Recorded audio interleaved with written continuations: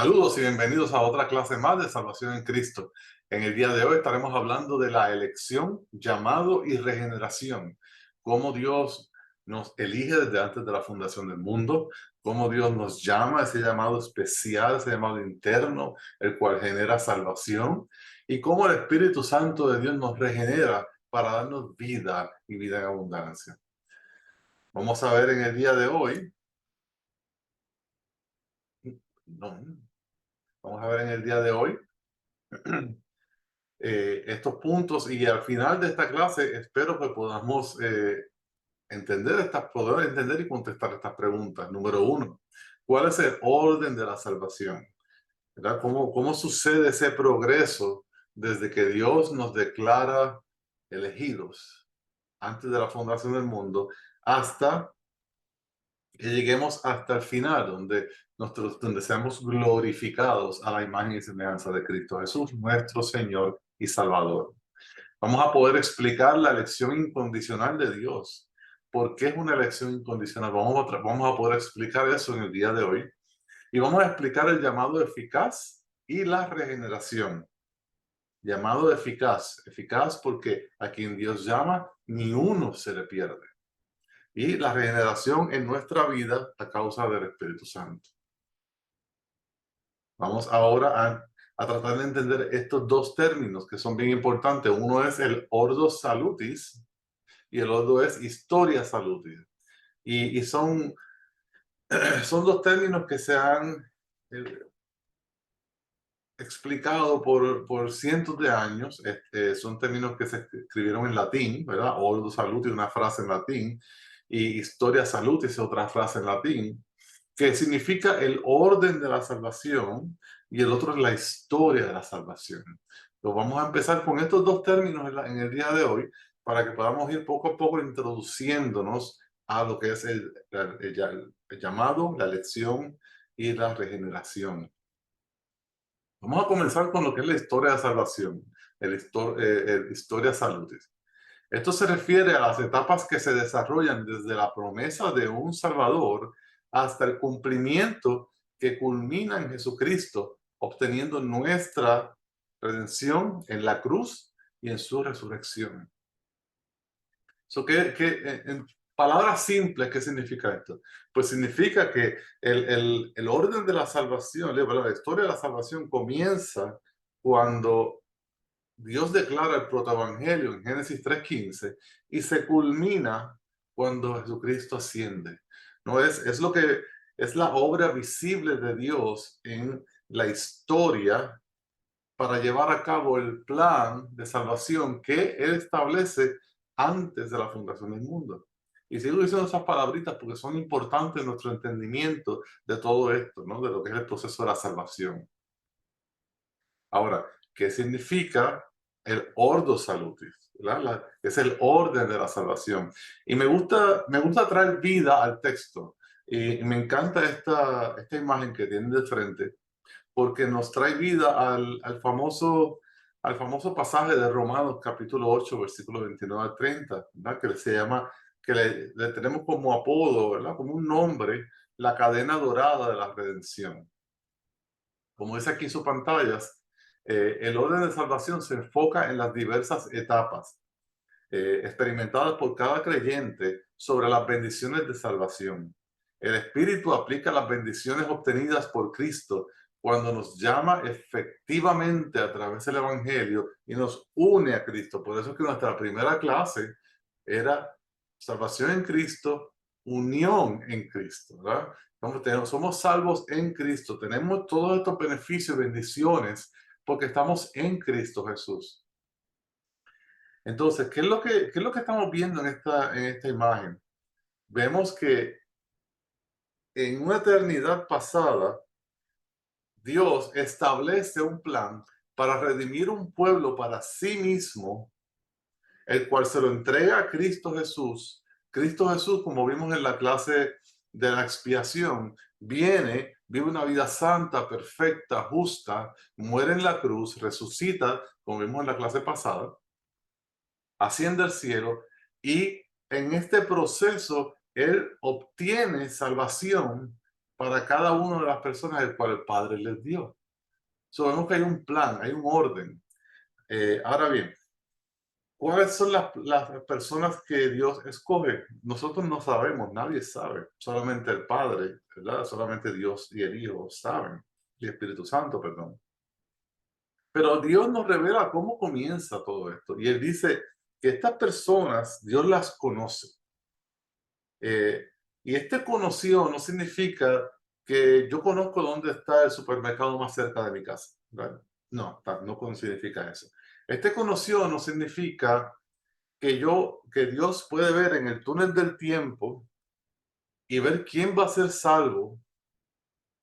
Entonces dice, ok, ya yo vi que esta persona va a ser salva, esta persona va a aceptar a mi Hijo Jesucristo y yo lo voy a anotar en el libro de la vida desde antes de la fundación del mundo y lo voy a escoger y predestinar. Eso no es Dios. Dios no escoge porque Él es adivino. Dios no escoge porque Él sabe. Dios escoge basado en su santa voluntad, basado en amor, y decide ejercer gracia y misericordia para ese grupo de personas al cual Él escoge y les da salvación en Cristo Jesús. Ese escogido es en el amor eterno de Dios para este pueblo escogido, por el cual entregó su propio Hijo, ¿no? Su propio Hijo para salvarnos. No quiero que se lleven en la idea que es simplemente el hecho de saber o conocer, pues si así fuera, si es que simplemente Dios conoció a estas personas porque las creó, pues entonces eso aplicaría a toda persona que ha sido creada y habría una salvación universal. Pero ese no es el caso. El hecho es un hecho, un conocimiento de un amor ágape, ¿no? De una elección basado en ese amor perfecto, sacrificial, que llamamos amor ágape en griego. Y lo podemos ver en la Biblia, ¿no? Por ejemplo, Adán y Eva se conocieron. ¿Qué está diciendo la palabra en esto? Está hablando bien claro que es una relación íntima, se conocieron íntimamente. Hay algo que no lo sé, que están unidos, no los separa. Y ese conocimiento de amor, ese conocimiento íntimo entre Dios y su pueblo escogido es lo que está hablando aquí.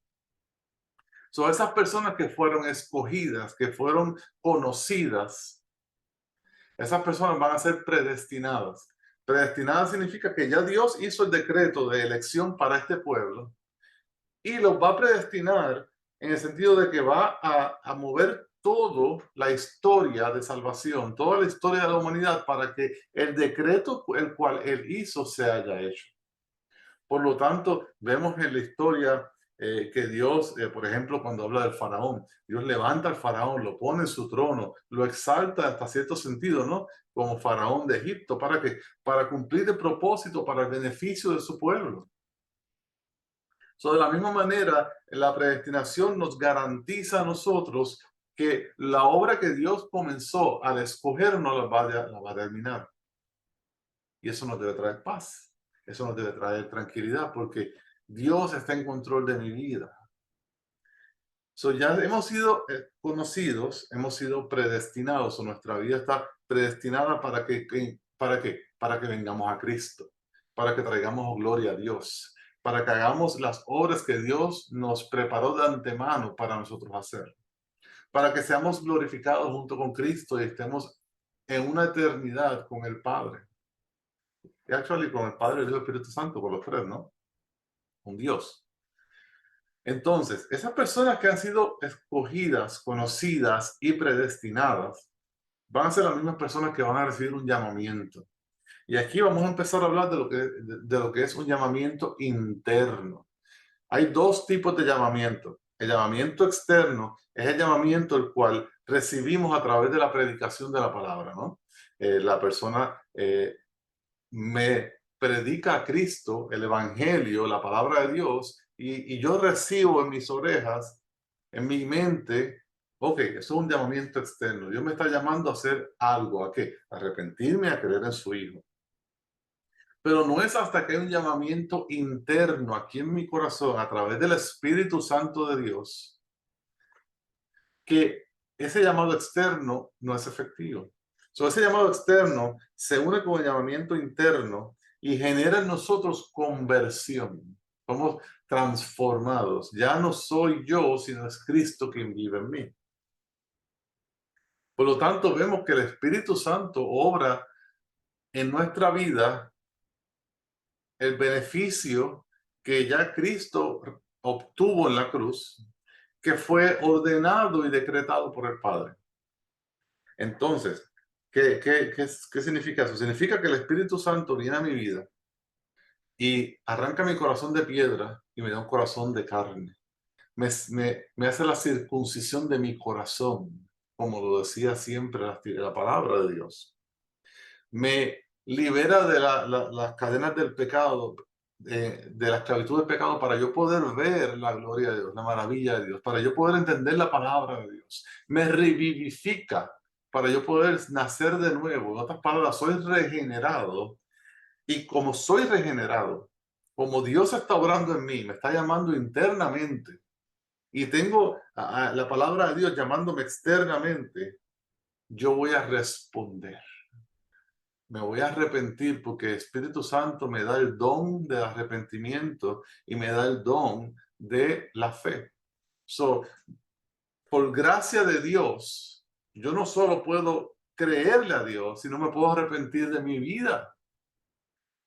Entonces la promesa de Dios hace efectiva en mi vida. Ahora ya yo no soy criatura, ahora soy hijo. Ahora ya le pertenezco a Cristo porque fui comprado con precio de sangre. Ahora ya yo soy santo porque he sido declarado santo, justo por Dios, que ese es el próximo eslabón en la cadena. Hemos sido justificados, hemos sido declarados justos, no porque yo sea justo, sino porque Cristo, el Hijo de Dios, es justo y su justicia es aplicada sobre mí. Su justicia es imputada sobre mí, que es lo que hablamos la semana anterior. Por lo tanto, ahora yo soy declarado justo y es un término legal el cual Dios me ve y ve a Cristo en mí. Y como le pertenezco a Dios, como soy hijo de Dios, como he sido santificado, como he sido llamado, como he sido predestinado, como he sido conocido desde la eternidad pasada, en el día de Cristo, en el día venidero, cuando venga Cristo a buscar su iglesia y a traer juicio a este mundo, vamos a ser glorificados. Este cuerpo va a ser transformado, este cuerpo va a ser diferente, este cuerpo va a ser como el de Cristo, perfecto, libre de pecado, libre de suciedad, libre de malicia, libre de enfermedad, libre de envejecimiento, libre de muerte. Y estaremos la gloria futura con Dios, Padre, Hijo, Espíritu Santo, con los ángeles, con nuestros hermanos y hermanas en Cristo. Y estaremos en una eternidad con un cuerpo glorificado, todo porque el Padre nos conoció desde antes de la fundación del mundo.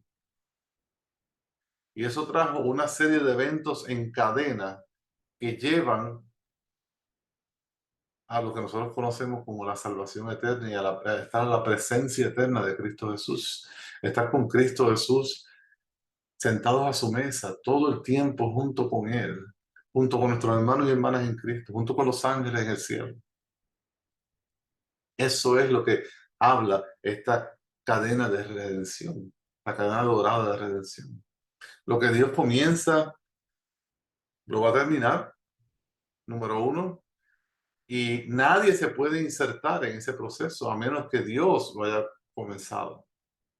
¿Okay? Y eso vamos a hablar un poquito más adelante. Hay otros versos que quiero compartir con ustedes. Número uno, tenemos que nacer de nuevo de agua y espíritu. Cuando Nicodemo está hablando con Juan, perdón, cuando Jesús está hablando con Nicodemo, Jesús le está explicando el proceso de salvación. Y tengan en cuenta que Nicodemo es un maestro de la ley, se sabe la ley. Por lo tanto, Jesús le habla con eso en mente, ¿no? Con la ley en mente. Y le dice que tenemos que nacer de nuevo de agua y de espíritu. Nacer de nuevo de agua y de espíritu. ¿Qué quiere decir eso? Cristo está haciendo referencia a Ezequiel 36:25, donde hay un lavamiento espiritual en nuestra alma al momento de nuestra salvación. Eso es un lavamiento espiritual que el Espíritu Santo obra en mi alma para prepararme para nacer de nuevo, para prepararme para ser declarado santo. Y esa promesa fue hecha esa promesa fue hecha en el Antiguo Testamento y fue cumplida o empezó a ser cumplida en el Nuevo Testamento con Cristo Jesús. Otra cosa es que nadie puede controlar el Espíritu de Dios y es este el que hace que nazcamos de nuevo, ¿no? El nuevo nacimiento de nosotros viene ¿de qué? Del Espíritu Santo. El Espíritu Santo entra, nos da un corazón de carne, nos regenera, nos vivifica, nos vivifica espiritualmente, nos quita la venda de los ojos, nos da el don de fe y arrepentimiento. Y somos nacidos de nuevo. Y esta persona va a convertirse, va a creer en Cristo Jesús. Y esa persona ya no va a practicar el pecado. Antes yo practicaba el pecado, antes hacía maldad, antes hacía inmundicia. Y ese era mi estilo de vida. Pero cuando Cristo viene y el Espíritu Santo transforma tu corazón y cambia quién tú eres y te vivifica, te trae la vida nueva en Cristo Jesús, entonces hace sentido lo que la palabra dice cuando dice que morimos al viejo hombre junto con Cristo y nacemos a una nueva creación junto con Cristo. De igual forma que Cristo muere y resucita, nosotros morimos a quienes somos y resucitamos una criatura llena de vida, una criatura llena del Espíritu Santo, una criatura que vive para honrar y glorificar a Dios. Por lo tanto, no practicamos el pecado. No significa que no pequemos, pecamos, pero no vivimos practicando, no tenemos esta vida de pecaminosidad continua como el mundo la tiene. Oímos el Evangelio, creímos y fuimos sellados por el Espíritu Santo. Eso es lo que pasa en todos nosotros. Escuchamos el llamamiento externo, Dios obra a través del llamamiento interno y creemos.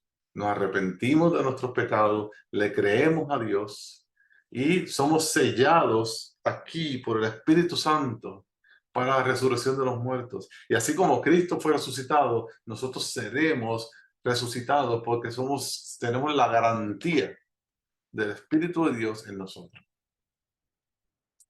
Yo no sé qué opinan ustedes, pero para mí esas son buenas noticias.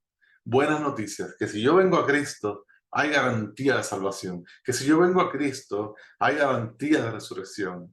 Ya no se trata de que si acaso va a suceder, ya no se trata de decir sí o si no, ya no se trata de ver si me lo merezco, ya se trata garantizado por la promesa de Dios.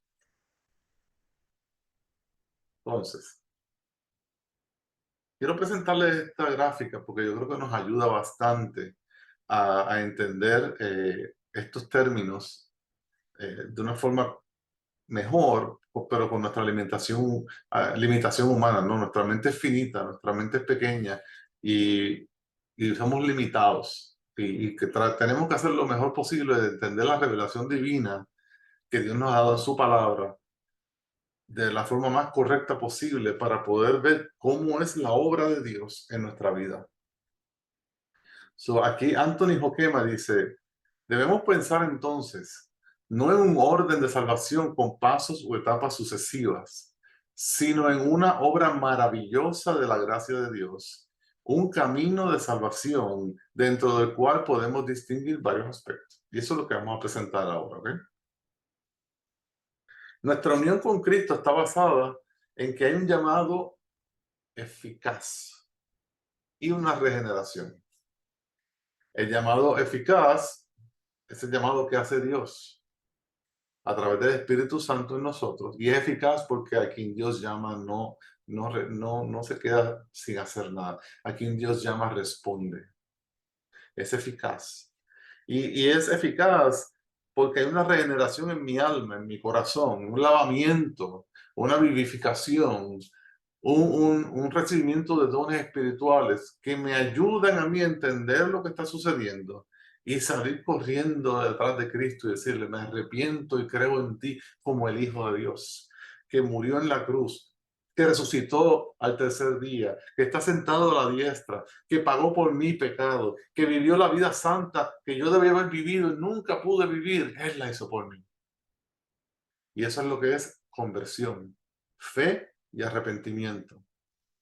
Entonces, luego, al momento que está sucediendo esto, tenemos la justificación. La justificación es que somos declarados justos legalmente, una declaración jurídica, el cual Dios nos declara justo por la obra de Cristo, por la justicia de Cristo, y esa justicia es imputada sobre nosotros. Pero también somos adoptados en Cristo Jesús, por eso podemos decir, Dios es mi Padre. Ya no soy criatura, ahora soy hijo. Pero también somos declarados santos, pero también hay un proceso de santificación, en el cual cada día que pasa Dios me hace más como la imagen de Cristo. Y no solamente me transforma a la imagen de Cristo, sino me persevera.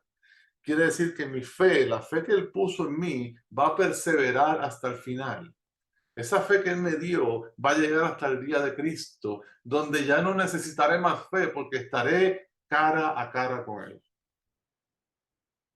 Y ese es el día de la glorificación, el último círculo que ven ahí en azul. Ahora, tenemos que entender bien que aunque lo estamos viendo como pasos lógicos, ¿verdad? Sucesivos, hay muchos pasos de estos que son paralelos. Por ejemplo, cuando el llamamiento y la eficacia de regeneración, ¿verdad? Son dos procesos que están sucediendo al momento. Al momento de fe y arrepentimiento, dos procesos están sucediendo al momento. Pasa que somos justificados, somos declarados santos, somos adoptados al mismo tiempo. No tengo que esperar un mes para ser adoptado. No tengo que esperar un mes para ser declarado justo. No tengo que esperar otro mes para ser declarado santo. Todo eso sucede ahí consecutivamente, paralelamente, perdón. Ahora bien, la santificación y la perseverancia de los santos es algo que procede paulatinamente. Eso es, mientras yo tenga vida en este mundo extranjero, eso va a seguir sucediendo y voy a seguir siendo santificado y preparado para, ¿verdad? Cada día ser más como Cristo y ser glorificado a la imagen de Cristo. Sabemos que es un proceso importante, el cual nos beneficia grandemente a nosotros y le da gloria a Dios. Toda la gloria es para Dios porque Él es el que hace la obra. Ahora bien, cuando hablamos de predestinación y elección, ¿cuál es la relación de la elección con la predestinación y el decreto de Dios? ¿Son lo mismo? ¿Cómo es esa relación? Y es importante que entendamos esta diferencia porque va a darnos entendimiento de por qué estamos seguros en Cristo y por qué Dios es el que planifica la obra de salvación en nosotros. Michael Horton dice, la predestinación se entiende típicamente en teología para referirse a la determinación soberana de Dios con respecto a todos los eventos, mientras que la elección y la reprobación se refieren específicamente al decreto de Dios con respecto a la salvación y a la condenación. ¿Okay? Entonces estamos viendo que hay una diferencia. Hay una diferencia entre lo que es predestinación y elección. Elección es el decreto divino de Dios por el cual Dios escoge a un pueblo para sí mismo. ¿Okay? Ese decreto, como es un decreto de Dios, nadie lo puede rechazar, cambiar, salirse. Absolutamente ninguna persona puede salirse de esto. ¿Y quién va a querer salirse de esto? Nadie. Pero es importante aclarar que lo que Dios nos da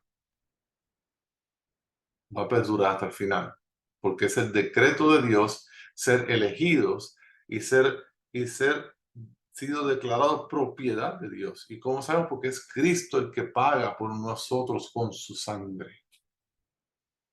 Ahora bien, esa elección causa algo, causa una predestinación.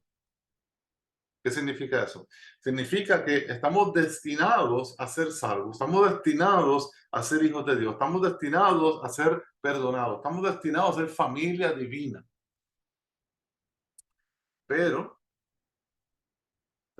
la predestinación porque viene del pasado.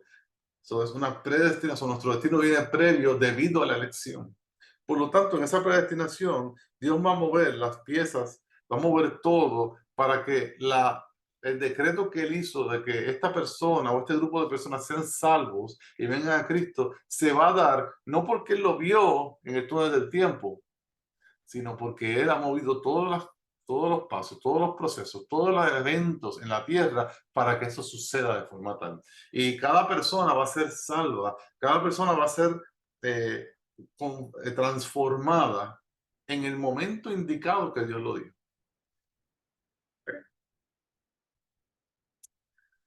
En Efesios dice, hemos obtenido herencia, habiendo sido predestinados según el propósito de aquel, que es Dios, que obra todas las cosas conforme al consejo de su voluntad. Debemos entender esto según se nos ha sido revelado por Dios mismo y no dejarnos llevar por nuestro propio entendimiento ni sentimientos. El corazón es engañoso y el corazón nos puede dar a entender de que esto está mal por X o Y razón y nos estamos engañando. Estamos no solamente engañándonos, sino estamos rechazando lo que dice la palabra. Tenemos que tener mucho cuidado al entender esto y recordarnos que nuestra razón es limitada y corrupta. Es mejor entender lo que dice la palabra, aceptar lo que dice la palabra en mi vida y creerle a Dios, porque Dios no falla, no miente. ¿Sí? Hemos obtenido esa herencia de adopción. ¿Por qué? Porque hemos sido predestinados desde la fundación del mundo, de acuerdo al propósito de Dios, que obra todas las cosas alrededor mío, en pasado, presente y futuro, para que yo llegara hasta este punto. Para que tú vengas a los pies de Cristo. Para que tú te arrepientas y le creas a Dios. Esto es lo que significa predestinación. Y lo vemos en el Antiguo Testamento. Quiero darle algunos ejemplos de este proceso de predestinación en el Antiguo Testamento. Número uno, Dios va a hacer cumplir su propósito. El propósito de Dios va a llevarse a cabo, no importa quién se oponga.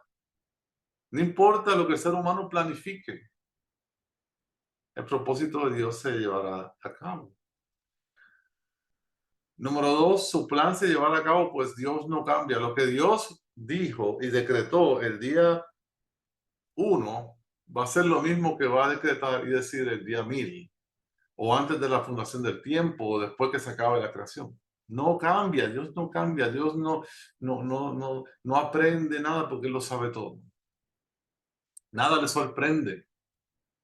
Por lo tanto, sus promesas son firmes y verdaderas. ¿Okay? Número 3, su voluntad se profetizó y se cumplió. Y aquí el ejemplo que usé, Isaías 53, porque es uno de los más fáciles de entender, donde Cristo es profetizado 700 años más tarde, antes de su venida, y la profecía se cumple exactamente, perfectamente. Eso solamente lo puede hacer un Dios soberano, un Dios soberano. Número 4, la soberanía y dirección de Dios sobre todos los eventos y todo lo que sucede. Mira lo que dice Génesis 50:20. Vosotros pensasteis hacerme mal. José le está hablando a sus hermanos que lo vendieron como esclavo. Pero Dios lo tornó en bien para que sucediera como vemos hoy y se preservara la vida de mucha gente. Vemos que Dios está en control absoluto de todas las cosas. Dios no le sorprende. ¿Qué voy a hacer ahora? Que los hermanos de José lo van a vender como esclavos. No, todo está predestinado, todo va a obrar para bien para aquellos que aman al Señor. Eso nada más ese versículo nada más funciona si Dios tiene predestinado toda nuestra vida. ¿Cómo Él puede garantizar que todo va a obrar para bien para aquellos que le amen a Él, si Él no tiene control de todos los eventos, de toda la vida, de todo el clima, de todo el planeta, de todos los asteroides, de todo lo que existe? Pero como tiene el control y es soberano y da dirección a los eventos, entonces podemos ver un versículo como este. Lo que ustedes hicieron para mal, Dios lo hizo para bien. Tan sencillo como eso. No tenemos que preocuparnos porque estamos en Cristo Jesús y Cristo controla todo. Dios es santo y soberano. Número 5, el conocimiento previo de Dios. Número 1, Dios es omnisciente, todo lo sabe. Número 2, Él es omnisciente y todo lo sabe porque Él ordena las cosas que pasan. Por lo tanto, nada le sorprende, nada lo puede tomar fuera de base, como que estaba no preparado. Estamos confiados y seguros en las manos de Jehová. Entonces, predestinación en tiempos del Nuevo Testamento. Miren lo que dice el Hechos 17:26. Y de uno hizo todas las naciones del mundo para que habitaran sobre la faz de la tierra, habiendo determinado sus tiempos señalados y los límites de su habitación. En otras palabras, de una persona, Dios hizo naciones, pueblos, imperios, y todo les dio borde. De aquí no pasas. Estados Unidos, aquí te quedas. Rusia, acá te quedas. Japón, acá te quedas. Este es el lenguaje que tú vas a hablar. Este es el lenguaje que tú vas a hacer. Y así por el estilo, todo está controlado por Dios. Es Dios el que quita y pone reyes. No es el ser humano, es Dios el que quita y pone reyes. Podemos resumir la predestinación como una obra soberana de Dios, número 1, ¿verdad? Sobre todos los eventos, porque es Dios el que controla todos los eventos. Número 2, su palabra se cumplirá para siempre porque Él es soberano. Nadie puede cambiar sus planes. Lo que Él promete lo cumple. Él no puede mentir. Por lo tanto, como Él no cambia, lo que promete hoy se cumplirá, porque Él no va a negarse a sí mismo. Y esto afecta a la elección de los santos, afecta a las personas que van a ser salvas. Por lo tanto, en Cristo yo tengo seguridad, en Cristo yo tengo paz, en Cristo yo tengo entrada al Padre, al cielo, al reino de los cielos. ¿Por qué? Porque lo ha decretado Dios, porque Dios me tiene en su mano y nadie me va a quitar de su mano, porque Él pagó su vida por mí y me compró a precio de sangre. ¿Quién puede quitarnos de la mano del Señor? Esto demuestra que Dios es soberano. Tenemos que volver a la soberanía de Dios. Me gusta mucho ese versículo. Dice, muchos son los planes en el corazón del hombre, mas el consejo del Señor permanecerá. Yo puedo planificar ir a Disney mañana. Yo puedo planificar ir a la playa el mes que viene. Pero es Dios el que decide. Por eso es que debemos decir, si Dios lo permite, voy a hacer esto o aquello. Porque no se trata de mi voluntad. Se trata de la voluntad de Dios. La voluntad de Dios todo lo cumple, todo lo ordena, todo lo obra. Dios está en control y debemos confiar en Él. Pues como dije anteriormente, Él es soberano, pero a la misma vez es bueno y lleno de amor para nosotros. Y eso merece un aleluya. ¿Ok? Algo que quiero decirle es que no tratemos de cambiar lo que es la voluntad de Dios de acuerdo a nuestro pensamiento, a nuestra voluntad, sino lo que tenemos que hacer es que cambiemos nuestra voluntad de acuerdo a la voluntad de Dios, ¿no? No tratemos de bajar a Dios, sino tratemos de nosotros elevarnos a Dios. Porque cuando bajamos a Dios a nuestro nivel, le hacemos un desfavor. Dios nos revela su palabra para que nosotros tratemos de crecer y ser como Cristo. que crezcamos espiritualmente, que maduremos espiritualmente, que seamos limpiados y transformados a la imagen de Cristo. Y eso incluye nuestra mente, lo que nosotros conocemos, lo que nosotros sabemos. Tenemos que ser renovados por la palabra de Dios. Tenemos que ser restaurados, llenos de esa palabra, llenos de la verdad, para que vivamos en caminos de justicia, para que vivamos en ese camino de santidad, para que seamos santos como Él es santo, para que caminemos junto a nuestro buen pastor. ¿Okay? Ahora bien, quiero hablarles ahora de lo que es el TULIP, específicamente la U, que es la elección incondicional, ¿verdad? En la primera clase hablamos de la T, la depravación total, que significa que nosotros nacemos totalmente, ¿qué? Pecadores, naturaleza pecaminosa, esclavos del pecado, bueno, acá, esclavos del pecado, eh,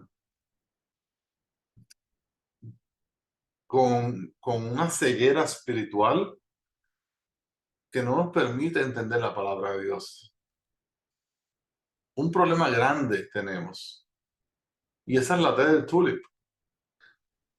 Luego, la segunda clase vimos la expiación limitada, que es la L aquí, Limited Atonement. Expiación limitada fue cuando vimos que Cristo murió por el pueblo que el Padre le entregó. Y como el Padre le entregó un pueblo, Cristo hizo la voluntad del Padre al punto de ir a la cruz para salvar a ese pueblo que el Padre le entregó. Cristo salva a los que el Padre le entrega. Y una vez estemos en la mano de Cristo, nadie nos va a quitar. Por eso es que él dice, yo voy a resucitar entre los muertos a aquellos que el Padre me entregó. Por lo tanto, hay una relación directa de quién va a resucitar. ¿Y por qué? Los que el Padre le entregó resucitarán. Nadie más. ¿Ok? Y ahora vamos a hablar de la elección incondicional. ¿Por qué incondicional? Porque Dios Padre no me escogió a mí o a ti por nada que nosotros traigamos.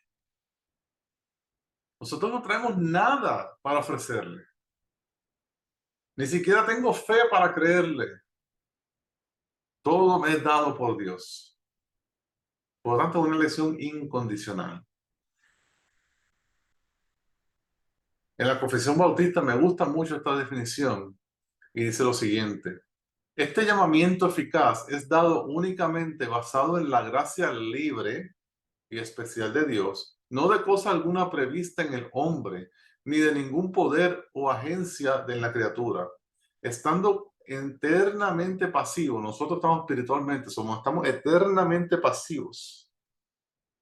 Estando muertos en pecado y transgresiones, depravación total, hasta ser vivificados y renovados por el Espíritu Santo, regeneración. Por lo tanto, ahora, ¿verdad? Entonces ahora está capacitado, esa persona que está vivificada, que está renovada en el Espíritu, ahora está capacitado para responder a ese llamado interno y externo que está recibiendo. Para adherirse a la gracia de Dios, se va a pegar a la gracia de Dios para nunca más soltarla. Y que es transmitida en él. Y esto no a través de menos poder del que resucitó a Cristo entre los muertos. El mismo Dios que resucitó a Cristo entre los muertos es el mismo Dios que está obrando en nosotros para resucitarnos a nosotros de entre los muertos. Hay otra definición también que a lo mejor es un poquito más sencilla, pero dice lo mismo. Horton dice, la elección es Dios seleccionando unas personas en particular dentro de la población humana a través de los tiempos como receptores de su gracia misericordiosa en su Hijo. Como pueden ver, más o menos la misma cosa que leímos anteriormente aquí, pero un poquito más fácil de digerir, ¿verdad? Ahora vamos a ver un poquito más de esa elección. En el Antiguo Testamento hay elección igual. ¿Por qué? Dios no cambia. Si Dios elige personas hoy en día para Cristo, también elegía personas antes en el Antiguo Testamento. Dios escogió a Noé y su familia para salvarlos de la muerte. ¿Qué los hacía especial? Absolutamente nada. Eran pecadores. Ahora bien, en comparación, Noé caminaba con Dios, ¿verdad? Era un hombre de Dios, pero no era santo, no era perfecto. Pero Dios, pero él halló gracia, ¿verdad? El favor de parte de Dios, y Dios lo escoge a él, y su familia es partícipe de ese beneficio, y son los que Dios salva en el arca. ¿Noé pidió ser salvo? Absolutamente no. ¿Su familia de Noé pidió ser salvo? Absolutamente no. Pero Dios los salva y los protege de la ira venidera. ¿Bien? Dios escoge a Abraham para ser el padre de su pueblo. Abraham está allá en Ur, es hijo de una familia que adoraba a otros dioses. Y Dios lo llama y lo saca de allá a gran edad, no es cuando es joven, y lo lleva hasta una tierra extraña, eh, con la promesa de que va a ser el padre de una nación. Y lo es, pero una promesa muy fuerte. No fue hasta los 100 años que vino a conocer a su hijo. Y si eso no es suficiente, años más tarde Dios le dice, ok, ahora sacrifícamelo. ¿Qué Dios está haciendo? Probando su fe. ¿Es fuerte? Sí, fuerte. Pero Dios está escogiendo a Abraham para ser padre del pueblo, para hacer de ahí, de ese simiente, va a salir Jesús. ¿Por qué Abraham es escogido? Por la voluntad de Dios. No hay nada que él tenía, no hay nada que Dios necesitaba, es la voluntad de Dios. Dios escoge a Isaac y no escoge a Ismael. Ismael era el mayor, pero no era el hijo de la promesa. Ismael era mayor, pero no era el hijo de la promesa. Por lo tanto, Dios escoge a Isaac, que era el hijo de la promesa, aunque no hubiese sido el mayor. ¿Era uno mejor que otro? No, absolutamente no. Eran dos hijos de Abraham. Pero ya Dios había decretado que iba a ser Isaac el que iba a llevar el linaje de Abraham para el pueblo de Dios. Dios elige a Jacob y odia a Saúl desde que son bebés en el vientre de su mamá. ¿Qué hizo Esaú para merecer ese odio? Y déjame aclarar, odio es una falta de amor. A Jacob le da amor ágape y a Esaú no le da amor ágape. Eso es lo que significa esto. La pregunta que nos tenemos que hacer es, ¿por qué tenemos dos gemelos en un mismo vientre de una madre, misma sangre, mismo padre, misma madre? No han hecho absolutamente nada, y Dios dice a través de sus profetas y a través del apóstol Pablo, a uno amé y a otro no. A uno escogí y a otro no. ¿Cómo podemos entender esto sino parte de la voluntad soberana de Dios basado en amor, gracia y misericordia, a quien Él da a quien quiere? No hay otra forma de entender esto.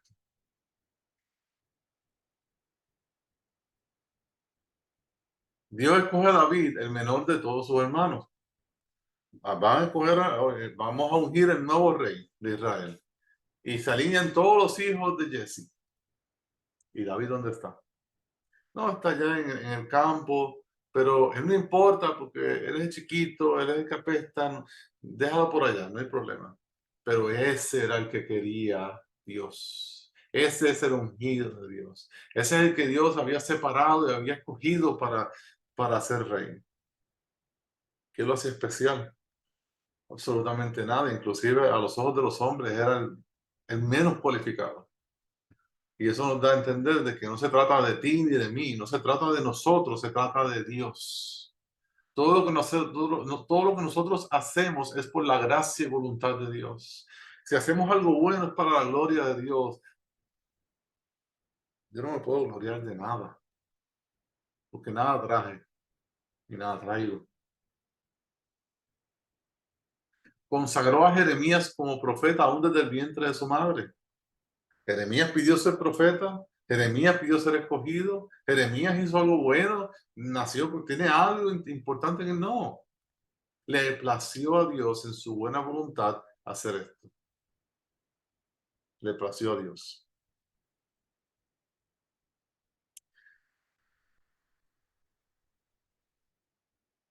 Ahora bien, en el Nuevo Testamento también vemos lo mismo, ¿no? Dios escoge a sus hijos desde antes de Génesis 1:1. Y lo vemos en Primera de Efesios, perdón, dice: bendito sea el Dios y Padre de nuestro Señor Jesucristo, que nos ha bendecido con toda bendición espiritual en los lugares celestiales en Cristo Jesús, según nos escogió Él antes de la fundación del mundo, para para que fuéramos santos y sin mancha delante de Él, delante de Dios. En amor o por el amor que Él nos tiene, nos predestinó, porque ya nos escogió, ahora nos va a predestinar. ¿Para qué? Para adopción como hijos para sí mismo mediante Jesucristo. Porque todo esta promesa y plan de Dios se cumple en Cristo Jesús y es el Espíritu Santo que aplica la obra y las bendiciones. Y no se queda ahí, sino que dice, conforme que al beneplácito de su voluntad, conforme a su voluntad santa y perfecta y buena voluntad. ¿Para qué? Para alabanza de la gloria de su gracia que gratuitamente ha impartido sobre nosotros en el amado Cristo. Está bien claro, mis hermanos y hermanas y mis amigos y amigas que nos escuchan. Está bien claro que es por su voluntad. Está bien claro que es para su gloria. Está bien claro que los que venimos a Cristo es porque nos escoge y nos predestina. Somos adoptados en Cristo Jesús. Somos nación santa, real sacerdocio. Somos amados por Dios. Dios nos escogió para salvación en Cristo según su propósito, no por nada que tengamos, nada traemos. Nadie se va a gloriar más que Dios. Jesús va a resucitar a los que el Padre escogió y le dio a su Hijo. ¿Qué dice en Juan 6:37? Todo lo que el Padre me da, vendrá a mí. Y el que viene a mí, de ningún modo echaré fuera. Entonces ya estamos viendo una relación de quién viene y por qué vienen. Y qué pasa una vez vienen. Porque he descendido del cielo no para hacer mi voluntad, sino la voluntad del que me envió. Y esta es la voluntad del que me envió, que todo el que Él me ha dado, yo no pierda nada, sino que lo resucite el día final. Porque esta es la voluntad de mi Padre, que todo el que ve al Hijo y cree en Él tenga vida eterna, y yo mismo lo resucitaré al día final. ¿Okay? ¿Quién va a resucitar? Lo que el Padre le dio al Hijo. Tan sencillo como eso. Los elegidos para salvación son sus ovejas, por las cuales Él dio su vida. Miren lo que dice Juan 10.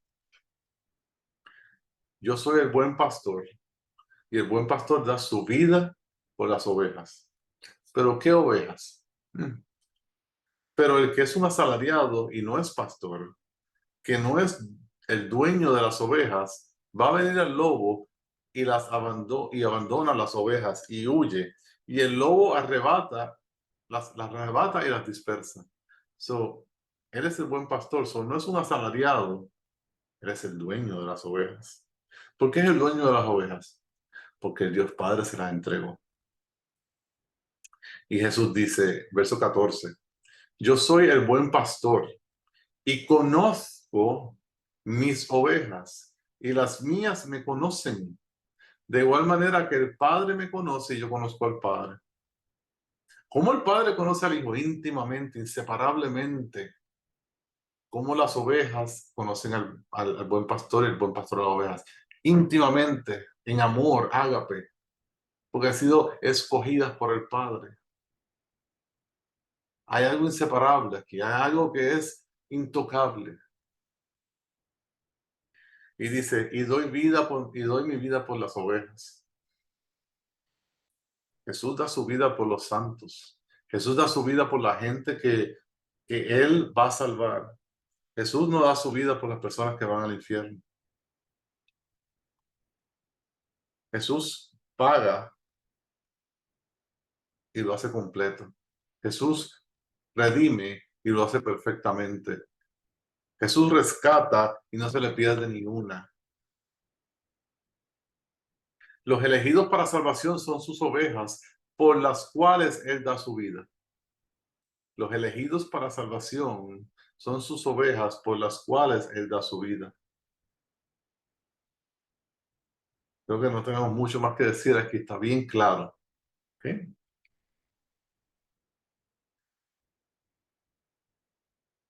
Entonces, en Romanos 9 hay algo bien interesante y es uno de los capítulos más difíciles de entender del libro de Romanos. Número uno, vemos que Dios escoge y amó, el amor ágape, porque hay diferentes tipos de amor, hay amor filial, hay amor ágape, hay amor eros. Este amor ágape es un amor sacrificial, es un amor el amor que hablamos cuando hablamos de salvación, porque es sacrificial. Cristo se sacrifica y da su vida por la gente que Él va a salvar, por las ovejas. Y Él dejó a Saúl para recibir juicio divino. Y la pregunta que nos tenemos que hacer ¿es Dios injusto si le da gracia y misericordia a uno y no al otro? La respuesta es no. Dios no es injusto. ¿Por qué? Dios le debe misericordia y gracia a alguien en este mundo. La respuesta es no. La misericordia y la gracia no se debe a nadie. La misericordia y la gracia tú la das si quieres. Ahora, la justicia se le debe a todo el mundo. Yo puedo exigir justicia a un juez. Yo puedo exigir que haga justicia a un juez. Eso es correcto. Yo no puedo exigirle a un juez que tenga misericordia o gracia con alguien. La gracia y la misericordia se dan gratuitamente. Igual forma, Dios da gratuitamente misericordia y gracia a Jacob y no a Saúl.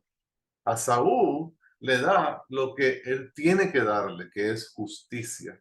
Por lo tanto, Esaú y Jacob, los dos merecían justicia. Pero Dios decide, ok, yo le voy a dar por su beneplácito, por su voluntad divina, yo le voy a dar gracia y misericordia a Jacob. Y la justicia que era para Jacob, se la voy a dar a mi hijo Jesucristo. Y Jesucristo va a pagar el precio por Jacob. Y a Esaú va a pagar por sus acciones. Y Dios no es injusto, Dios no es malo por hacer esto. Al revés, es bueno. Hay una persona que iba a pagar por sus pecados y ahora no tiene que pagar por sus pecados. Por lo tanto, eran dos personas que iban a recibir juicio y ahora solamente una. Pablo mismo lo dice en la carta, en el libro de Romanos, capítulo 9, 14. Dice, ¿qué diremos entonces? ¿Que hay injusticia en Dios? Entonces ya Pablo se anticipa la pregunta. Oh, esto es injusto. Pero la realidad es que no es injusto. De ningún modo, dice Pablo, de ningún modo, porque él, Dios, dice a Moisés, tendré misericordia del que yo tenga misericordia y tendré compasión con quien yo tenga compasión. Así que no depende del que quiere ni del que corre, no depende del ser humano, sino de Dios que tiene misericordia. Porque la escritura dice al faraón, para esto te he levantado, para demostrar mi poder en ti, para que mi nombre sea proclamado por toda la tierra. Así que del que quiere tiene misericordia y al que quiere endurece. ¿Okay? Dios hizo vasijas de barro para gloria y para juicio. Y ambas vasijas le van a traer gloria. Dios se glorifica al salvar una persona y Dios se glorifica al enjuiciar justamente a otra persona. ¿Okay? Por eso es que el número 2 dice, Dios no hace injusticia, pues la misericordia y la gracia no son atributos necesitativos. ¿Qué quiere decir eso? Que Dios no tiene que ejecutar esos atributos en todo tiempo y en todo momento. Él los prende y lo apaga como si fuera un switch de la luz, ¿no? Ok, voy a dar misericordia y gracia a esta persona o a este grupo de personas. Aquí está. No tengo que dar más nada. Ahora, el switch de la justicia nunca puede apagarse. ¿Por qué Dios puede hacer misericordia con Esaú y no digo, con Jacobo y no con Esaú? Fíjense que Dios le da a Jacobo, ¿qué? Gracia y misericordia. Y la justicia por los pecados que Jacobo comete no se desvanece, no se borra, sino que pasa a Cristo. Por lo tanto, Dios sigue siendo justo porque la paga del pecado es muerte y esa paga del pecado la recibe Cristo al mismo tiempo que es misericordioso y lleno de gracia y la recibe Jacobo. Tengamos cuidado con nuestro corazón. El corazón es engañoso y a veces el corazón nos dice esto no es posible, esto no está bien, esto está incorrecto. Pero la palabra de Dios no cambia, es perfecta, es pura y verdadera. Y si Dios dice esto es así, la respuesta de nosotros debe ser amén. Así es. Y entender lo mejor que podamos la revelación divina. No vamos a bajar a Dios a nuestro nivel, sino nosotros solo vamos a tratar de subir al nivel de Dios.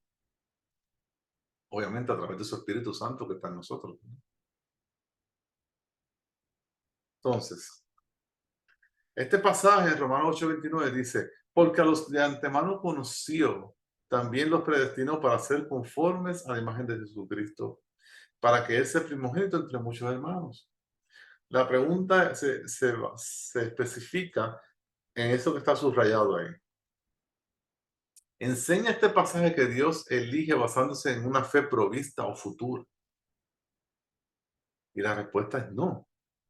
Eso sería molinismo. Eso sería decir que Dios no tiene poder para salvar, que Él va a ser la salvación disponible pero que como Él ve quién va a aceptar y quién no va a aceptar, entonces dice, pues a aquel lo voy a predestinar, a aquel lo voy a escoger porque ya yo vi que Él lo va a aceptar. Eso no es un Dios soberano, poderoso, omnisciente, omnipotente. Ese sería uno de nosotros tratando de hacer trampa. Dios no necesita hacer eso. Dios es santo, poderoso, soberano, omnisciente, omnipotente. Él declara el futuro del pasado y lo que Él dice se hace. Solo conoció porque lo declaró desde el pasado. Dijo, este va a ser mi hijo. Este lo amo. Este voy a dar a Jesucristo para que pague por su pecado y lo guarde, y lo protege, lo restaure, y lo regenere, y lo llene de vida, y lo traiga a resurrección. Eso es lo que hace Dios. So, ¿es una fe prevista o futura? Absolutamente no. Ciertamente Dios tiene conocimiento de los eventos antes de que ocurran, porque los decreta. Todo nada sucede sin que Él tenga control de nada. Pero las escrituras enseñan que el conocimiento previo de Dios implica la noción de preordenación.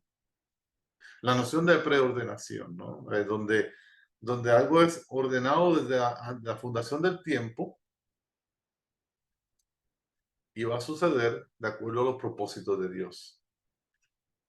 Y como ven en su pantalla ahí en la derecha, dice Dios es soberano. Dios es soberano. No es molinismo.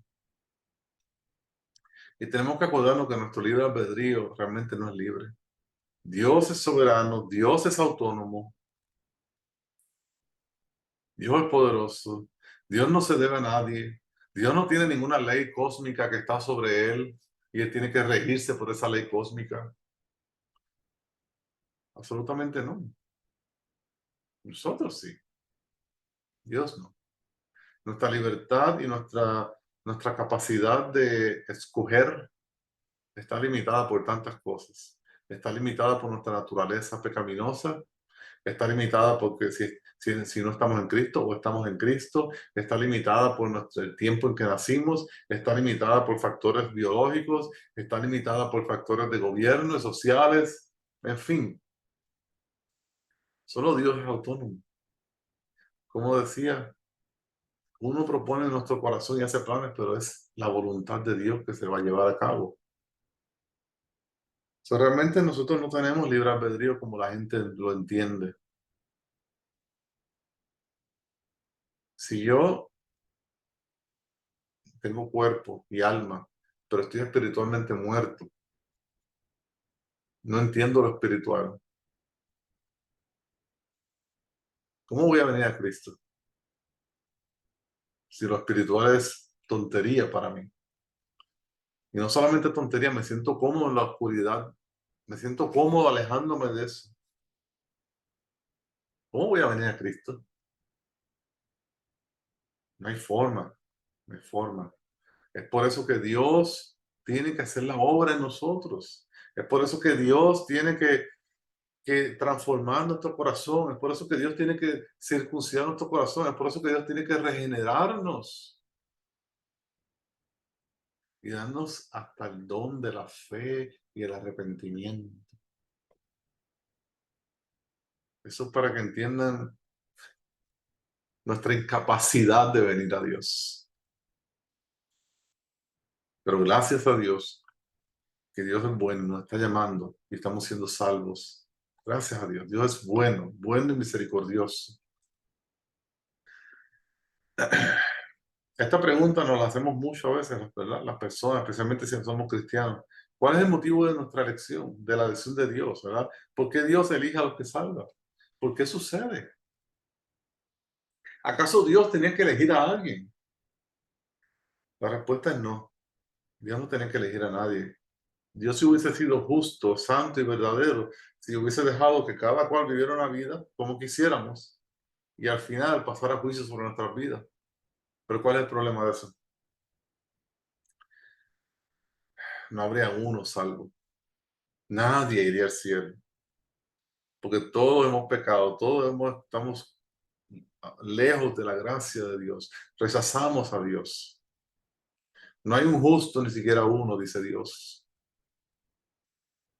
Entonces, tenemos que entender que Dios nos elige, gracias a Dios por esto, porque Dios nos elige basado en la fe prevista. Dios no nos elige basado en la fe prevista, ya que estamos espiritualmente muertos y somos esclavos del pecado. Eso es lo que estábamos hablando ahorita, perdón, seca la garganta. Esto es lo que estábamos hablando previamente, que no es molinismo, no es una fe prevista. Dios nos elige de acuerdo a su voluntad y lo vemos en Efesios 1:11, ¿no? Eh, lo vemos también perdón, en nada externo a Dios lo persuadió para escogernos. ¿Qué persuadió a Dios para escogerte a ti o a mí? No fue nosotros lo puedo garantizar. No fuiste tú ni fui yo. No es porque soy alto o bajito, no es porque tengo mente brillante o mente bruta. No, no tiene nada que ver con eso. No se trata de mi corazón es perverso.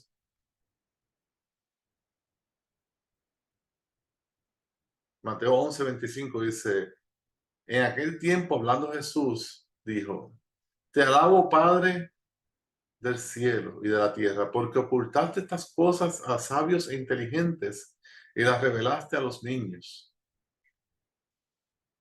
Sí, Padre, porque así fue de tu agrado. Todas las cosas me han sido entregadas por mi Padre, y nadie conoce al Hijo sino el Padre, ni nadie conoce al Padre sino al Hijo. Y aquel a quien el Hijo se lo quiera revelar. Jesús está hablando en parábola al pueblo de Israel para que ciertas personas no entendieran el Evangelio, porque no eran escogidos. No querían, no era parte del plan de Dios. Por eso, por eso Dios dice, ocultaste estas cosas de los sabios e inteligentes y revelaste a los niños inocentes. ¿Por qué? Porque fue el agrado del Padre, fue la voluntad del Padre. Eso no hay nada externo que nosotros tengamos o hagamos que haga que el Padre nos escoja. Nada. Somos escogidos por gracia y no por quienes somos. No hay nada que nosotros traigamos a la mesa. Ahora, ¿cuál es la distinción entre el llamado efectivo, ¿no? Ese llamado eficaz, efectivo que hay en mi corazón cuando Dios me escoge y manda su espíritu, y la regeneración? ¿Hay alguna diferencia o cómo se relacionan? Bueno,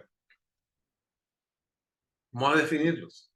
El llamado externo es lo que la escritura dice como proclamar el evangelio, ¿verdad? A toda persona. En este llamado externo, Cristo se entrega a todos como único salvador. So, hay un llamado externo en el cual se le dice a todo el mundo, arrepiéntanse y crean en Cristo, porque Cristo es el Hijo de Dios que murió en la cruz, al tercer día resucitó entre los muertos y hoy reina por los siglos de los siglos en el trono al lado de su Padre. Se le está llamando a esas personas a que se arrepientan, a que vengan a la luz. Hay un llamado interno, un llamado eficaz, que es diferente al llamado externo. Eso solo ocurre cuando el Espíritu internamente y efectivamente llama a los pecadores a Cristo, realmente reciben el don que se les anuncia en el Evangelio. Ese llamamiento interno nos da a nosotros fe, arrepentimiento, un corazón circuncidado, con vueltos a vivir espiritualmente, ¿no? Revivificados. Y es lo que hace que nosotros podamos ahora ser capaces de entender el mensaje de venir a Cristo. ¿Cuál es el mandato del llamado externo para cada uno de nosotros? Hacer discípulos de todo el mundo. La gran comisión, ¿verdad? Mateo 28. Estamos llamados a proclamar el Evangelio, a proclamar la palabra de Dios. En Romanos nos dice que todos nosotros debemos compartir el Evangelio con un sentido de urgencia. Urgencia porque la gente está muriendo. Urgencia porque Cristo viene. Urgencia porque no se sabe quién va a vivir hoy o quién va a morir hoy. Por lo tanto, tenemos que predicar el Evangelio a nuestros vecinos, compañeros de trabajo, familiares, etcétera, porque el tiempo se acaba. El llamado externo, ¿verdad? Requiere una respuesta. Por eso es que escribo aquí que es la responsabilidad de todo pecador responder al llamado del Evangelio, arrepentirse y creerle a Dios. Si la persona decide no escoger a Dios, entonces ¿cuál es el problema? Que la persona niega a Dios, rechaza a Dios, no cree en su Hijo, no le cree a Dios, primero que nada, ¿no? Y prefieren recibir juicio antes de humillarse y reconocer su pecado y venir a Dios. En la parábola de la fiesta de las bodas en Mateo 22, vemos que desde un punto de vista nuestro, ¿verdad? Humano, son muchos los llamados. Muchos los llamados. ¿Por qué? Porque se llama a todo el mundo, se invita a todo el mundo, se predica el evangelio a todo el mundo. Ahora, desde un punto de vista de Dios, del otro lado de la moneda, pocos son los escogidos, o los elegidos, perdón. ¿Okay? ¿Cómo podríamos resumir el llamado externo o general? Yo creo que una definición bien fácil de aprenderse es esta. Es una presentación del Evangelio y el camino a la salvación, ¿no? Es una invitación a venir a Cristo en arrepentimiento y fe, un corazón humilde, humillado, porque reconoce que es pecador, reconoce que le ha fallado a Dios, reconoce que ha sido desobediente, pero también una promesa de perdón y salvación, porque todo aquel que crea en su corazón que Cristo es el Señor y que resucitó entre los muertos, y toda persona que lo confiese, será salva. Entonces tenemos que entender eso. Ahora vamos a hablar un poquito de lo que es el llamamiento interno o llamamiento eficaz. Dice, la teología reformada entiende el llamado divino en términos, perdón, en términos de un llamado externo por el cual Dios convoca al mundo entero a Cristo a través de la predicación del Evangelio, y un llamado interno o eficaz, ya que es el Espíritu, que el Espíritu Santo ilumina los corazones de sus escogidos y les da fe a través del Evangelio. ¿Okay? Sabemos que es una obra interna, es una obra de Dios, la cual hace que nosotros vengamos a Cristo. ¿Por qué es de Dios? Porque no hay forma que nosotros podamos hacerlo por nuestras propias fuerzas. Nuestra naturaleza no nos los permite. Hay una conexión estrecha, bien estrecha en lo que es el llamamiento externo y llamamiento interno cuando hablamos de conversión, cuando hablamos de venir a Cristo. Número uno, a los elegidos vino el Evangelio y el Espíritu, y por eso hay una transformación. Por ejemplo, Primera Tesalonicenses dice, sabiendo, hermanos amados de Dios, su elección de vosotros, pues nuestro evangelio no vino a vosotros solamente en palabras, sino también en poder y el Espíritu Santo y con plena convicción. ¿Cómo sabéis qué clase de personas demostramos ser entre vosotros por amor a vosotros? ¿Cómo vino el evangelio? No solamente en palabras, sino también en poder y en el Espíritu Santo. Si viene solamente en palabras, nada va a ser. La gente es muy terca, la gente está muy obstinada en su pecado, la gente está cómoda en la oscuridad del pecado, en la oscuridad de lejos de la luz que expone su pecado. La elección, el espíritu y el llamamiento, estas tres cosas juntas culminan en salvación, salvación verdadera, ¿no? Una fe salvífica que va a haber en estas personas. Ahora ya creo que hablamos suficiente de lo que es la elección incondicional. Y yo creo que ya entendimos por qué la elección incondicional no solamente es necesaria, sino que es la única forma que podamos ver nosotros a Cristo. Ahora vamos a hablar de la I. La I es lo que llaman la gracia irresistible o gracia eficaz, como tú lo quieras traducir. En inglés, irresistible grace, ¿no? Vamos a ver qué significa la gracia irresistible. Dice, un hombre no se salva en contra de su voluntad, dice Spurgeon, sino que se hace dispuesto por la operación del Espíritu Santo.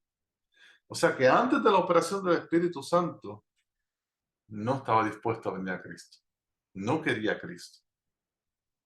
Pero ahora sí se hace dispuesto a través de la operación del Espíritu Santo en su vida.